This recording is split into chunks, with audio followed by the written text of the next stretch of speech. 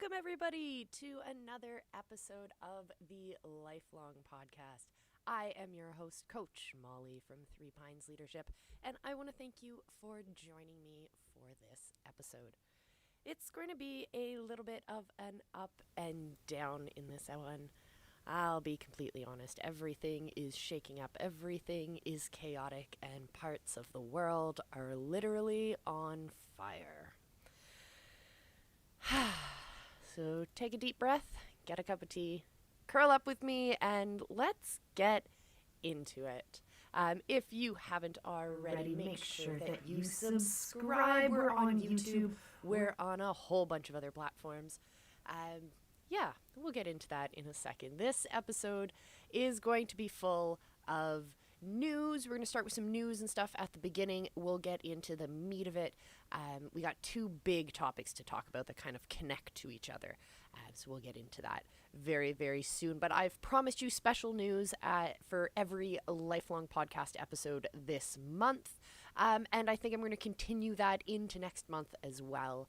So I have two pieces of special news for you today. I'm all decked out. If you're watching on video, I'm all decked out in my super spacey, super galaxy sweatshirt because it is that time of the season. It is launch day for the Falcon. It's for the SpaceX NASA Crew Dragon. So we'll get into more of that later. So I love space so much. I wanted to be an astronaut when I was a kid. So I can't be an astronaut right now. So the second best thing I could do is live stream for the launch. So you can join me at 2 p.m. Eastern. The launch is just before 3:30 p.m. So we'll get about an hour and a half of pre-launch fun. And then we'll watch the launch together, because why not? Hopefully, fingers crossed that it'll go today. I went to watch it earlier this week, and it didn't launch. Those of you space nerds who are watching, you know that. So hopefully you can join me today. I'm going to start around 2 p.m., and you can watch us on Twitch and Mixer and YouTube. I'll probably put it on Facebook too. Why not? Join me. That'll be really, really fun. So another thing I want to celebrate this week is that my Secrets trilogy finally came in, and I love that in this world, a Secrets trilogy really means a 4-book set. So it does come with the brand new re-released .com Secrets, Expert Secrets, and the brand new Traffic Secrets, plus a extra special bonus, which is Unlock the Secrets, which is a 600-something page workbook to help you get through the entire trilogy. But going off of that, I have some fun big news, because I love the trilogy so much. I thought I would go through it with you guys, book by book, page by page, secret by secret. So the newest thing that I'm going to be doing is a Friday, an extra special book club on Friday. If you want to keep in touch, make sure to connect with me on Mixer and Twitch and Periscope. You can find me on YouTube, Instagram, Facebook, all of those socials. Keep in touch. There's different live streaming stuff going on different platforms. So just find me on all of them, and then you can keep in touch with all of it. So let's keep going with the schedule. So the full live streaming schedule is as follows until everything changes again. On Mondays, I do the Monday morning show, which is live streamed starting at 7 a.m. Eastern. It's really casual. It's really fun. This Monday, we're going to talk about sex and gender. It's just kind of a fun hangout kind of session. On Wednesdays, we do our usual live training at 11 a.m., and I'll tell you that new schedule coming up. On Fridays, the brand new one I'm doing is a business building book club where we're going to start by going through all of the books in the trilogy, and then we'll go through some more. I have a copy of Copywriting Secrets on its way, and a whole bunch more. We'll have so much fun with this book club. So join me for that one. That's going to be at 11 a.m. Eastern on Fridays. And again, as usual, at 11 a.m. Eastern on Saturdays will be the Saturday Lifelong Podcast Live. But of course, This will be posted on all of your favorite podcast platforms afterwards, so you can keep on with that. So the new schedule for June for our Wednesday live trainings is going to be as follows. June 3rd, we're going into the flow state. So we're talking about productivity at its finest. This June 10th, we're going to be talking about the productive entrepreneur. June 17th is the Grateful Life, and June 24th is building your personal brand. So join me 11 a.m. Eastern for all of those trainings, and I'm offering them absolutely for free. But you can also find those courses and so much more in the Three Pines membership, which is closed right now, but it'll be back in the summer, so you can sign up and get access to all of these awesome courses. So I am grateful this week for technology because it keeps us all connected. And this week I had an awesome video call with my cousin who lives as far away in my country as you can physically go, I think. I think we're pretty far away. So shout outs to all of those of you who are connecting on video calls and whatnot. Keep it going, even when you're out and free and out of the lockdown. I highly recommend you get out there and just keep connected. Keep connected. It's good. It's good. So, all right. Now we get into the more difficult part of the episode, because this week we lost a great man. And I want to dedicate this episode to the memory of Larry Kramer. Who's Larry Kramer, you may ask? Well, he was an author, a playwright, and an essayist, and so much more. He wrote the autobiographical play that later became a film called The Normal Heart. If you need to cry, if you need to feel, this is the movie you need to watch. This is the play you need to see. He was the founder of the Gay Men's Health Crisis, which was one of the first service organizations in the world to service HIV-positive people with respect and dignity. And after some disagreements over the approach that his fellow board members were taking, Larry Kramer was removed from the board by his directors. But he didn't let that stop him.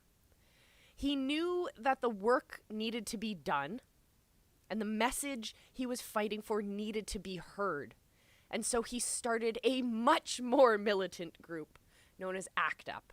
And when I say militant, I mean wonderfully tactical and strategic in the way that they did their work. The way that they made noise, the way that they made waves.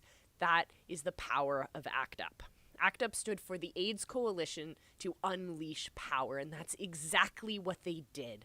They tapped in and they rallied the power of the community and found a way for the community to speak up, to act up, and to come together. They demanded politicians and businesses address the AIDS epidemic by spending money on drug trials, for example, by treating it as an epidemic and not just something that was happening to the gay community over there.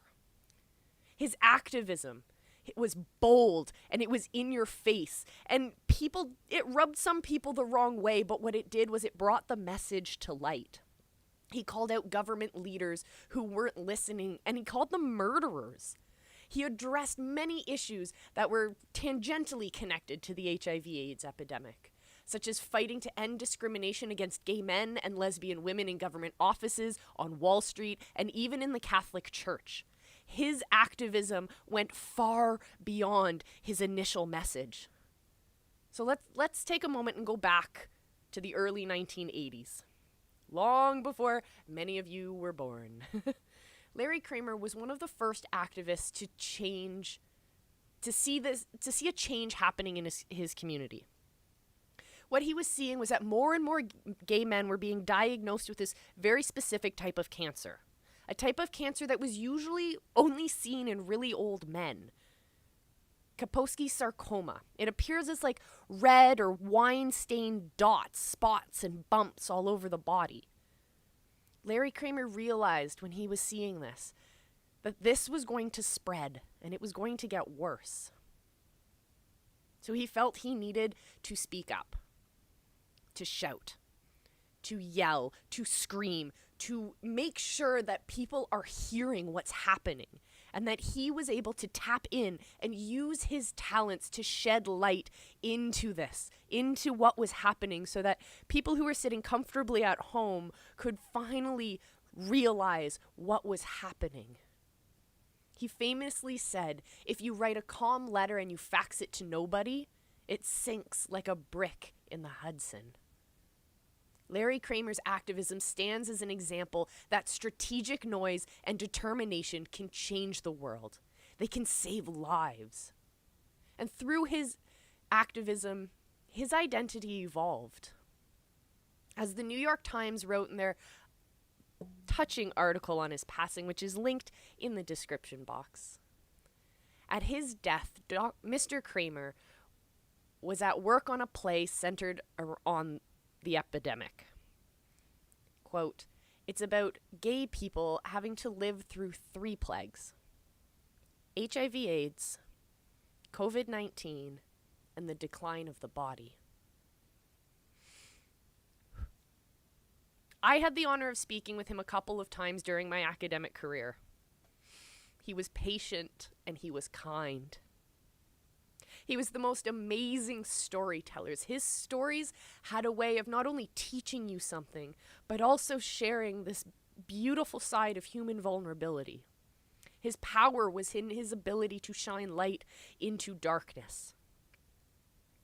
So today I'm taking the time to reflect on our current pandemic, the one we're all living through right now, and wondering what this all would look like if it wasn't for the activism, the sacrifices, and the determination of Larry Kramer and other HIV/AIDS activists.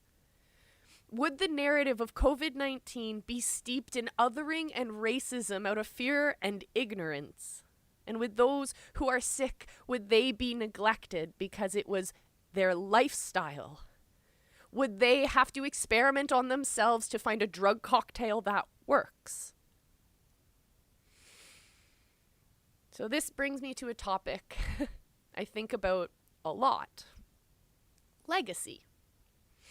And what does it mean to leave a legacy? Well, this is what it means. It means that once you know what you want your legacy to be, once you know what you want people to think of you and say of you in 100 years, what will history books write about you? Once you figure that out, you can start building it now. It's not something that's going to be built when you're gone. It's something you start now. Something you live every day. Once you figure that out, you start living the way that you want to be remembered. And it will allow you to start doing what matters now, today. And knowing what you want your legacy to be will allow you to make better use of your time and your other resources. It will influence your day-to-day decisions in a positive way. Gaining clarity on what you want your legacy to be can give your life meaning and purpose. And it will enable you to follow the legacy that you're building, to determine how you show up in the world each and every day. Will you live your life in a way that serves that purpose? That is how you live your legacy. So these are 10 questions I want you to think about, because they're going to help you identify what kind of legacy you want to leave. So ask yourself these. Ask yourself, what do you want your life to stand for? Ask yourself, how do you want to be remembered by your family and your friends? What will those beyond your circle of family and friends remember you for? What kind of an impact do you want to have on your community? How will the world be a better place because you were in it? What contributions do you want to make in your field? Whose lives will you have touched? What lessons would you like to pass on to future generations? What do you want to leave behind? And finally, how can you serve? They're deep questions, I know, But once you figure out that purpose, you can move on to the second stage, which is figuring out how, different ways to leave a legacy. So I encourage you to brainstorm. And here are some of the brainstorming ideas that I came up with recently. And you can use them as a jumping off point to help you come up with more ideas. So think about these. Think about adding knowledge in your field, pursuing an intellectual pursuit, or pursuing an academic pursuit, or pursuing knowledge in your field, and adding to that is a way to leave your mark. What about leaving a legacy through a body of work? Are you an artist, a writer, a dancer, a creator of any sort? Leaving your mark, leaving your legacy in terms of an amassed amount of work. Think of the great painters. We know them and we recognize them by their legacy of the art that they left behind. Think about writing a book, writing your story and all of those lessons you've learned and everything you want to pass on. Why not put it into a book for future generations to read and to learn from? You can always leave money for your descendants that serves as a foundation on which they can build their financial futures. If you are blessed to have great economic and financial wealth, you can leave your family and your descendants a great amount of wealth, which will help them build a foundation, start from less than nothing, which is fantastic. You can bequeath money to charities that are close to your heart. When you pass, you can leave any amount of money to a variety of organizations in different ways that can greatly impact the way that they're able to serve their communities as well. You can write down family recipes and pass on those kinds of recipes and traditions to your family. You can serve as a great role model in your community. You can pass down heirlooms and the stories that go behind them. You can spend your time being a mentor and connecting and making an impact right here and right now. Because when you're a mentor or you're a teacher, you're able to connect with so many different people and you're able to spark the interest and the passions in so many different people and allow that light to continue to shine and so on and so forth. You can also do this by volunteering, sharing your time and devoting it to a cause that's near and dear to your heart.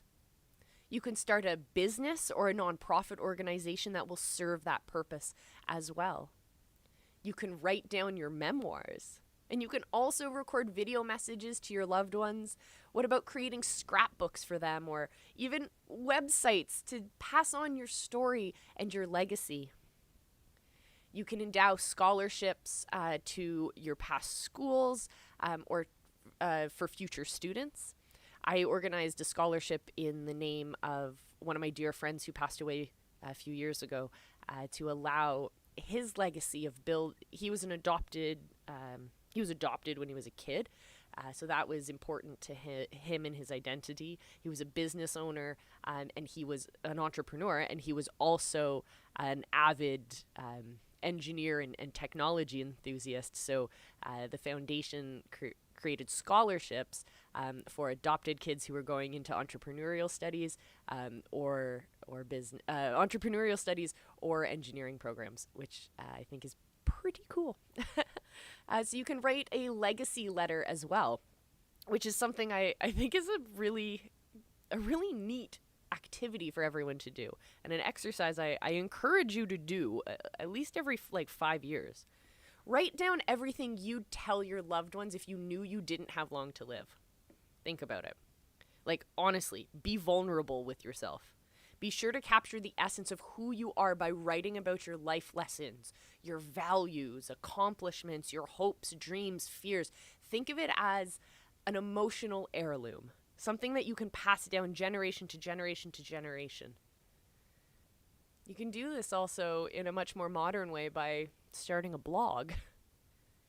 You can pass down handmade items, which is something I do a lot, such as quilts or cedar hope chests or wooden crafts. You can start a new program in your community, such as starting a recycling program or planting a community garden or constructing a playground. You can have a way, you can have an active part in shaping the community around you. You can pass down skills and know-how. You can right a wrong. I think that's a really important one, because we hold on to those negative emotions a lot more than we hold on to positive ones. So if we go out of our way to right that wrong, we also fulfill one of my favorite quotes from Maya Angelou, and that I think it was, I don't have it up in front of me, so I'm going to misquote it, I'm sure, but it's, people won't remember what you said to them. They will remember the way that you made them feel. So by righting a wrong, that goes deep into that territory. And finally, I think the most important part of leaving a legacy is to identify your strengths, to spend your time developing your skills, and to spend every moment being true to who you are. Because if we spend our limited amounts of time that we have on this earth trying to fit into other people's boxes and other people's ideas of who we should be, the world, we're denying the world their experience to meet us, who we are authentically, our skills, talents, and passions. Because if we connect to those skills, talents, and passions, and we shine that light on the world, and we direct it towards the world, it will become so much of a greater place. We'll be able to create a world that is the world we want, where we're communicating with each other as real, true, honest human beings. We're not treating each other like less than because we don't fit into someone's box. No. Be yourself. Be true to who you are, because that's the way to make the biggest, most impactful change in the world. Whew. So thank you for making it this far in this episode. We're almost out of here. Remember to connect with me on all of the different social platforms, on Twitch and on Mixer. Username is 3, THREE, Pines, PINES. You can find us on Periscope at Coach Molly. YouTube is 3 Pines Leadership. Instagram is 3THREE_Pines_leadership, and Facebook is 3 the number Pines, because I like to be confusing like that. So just a reminder that 2 p.m. we're going to be doing a live stream of the SpaceX launch, which will be super excited. I am a huge space nerd, so we're really going to get into it. But also, cool new thing, we have an ad. Hey, you know what's cool? Playing this game called Pot of Gold. You know what's even more cool? Actually making real gold with your own company. I recently just finished an updated version of my new book, .com Secrets, and I want to send you a free copy of the hardbound version of it. This book is going to teach you guys the secrets about how to grow and scale your companies with sales funnels. Inside here, I walk through the 10 different funnels that I've used to grow my companies online and how you can use them as well. Also inside here, all of the sales scripts used on every single page of the funnel. All this is free for you right now. We already covered the printing. You just got to cover the shipping. There's a link down below, and I want you to go get your copy right now and help yourself figure out how to get a real pot of gold inside your bank account when you grow your company with sales funnels.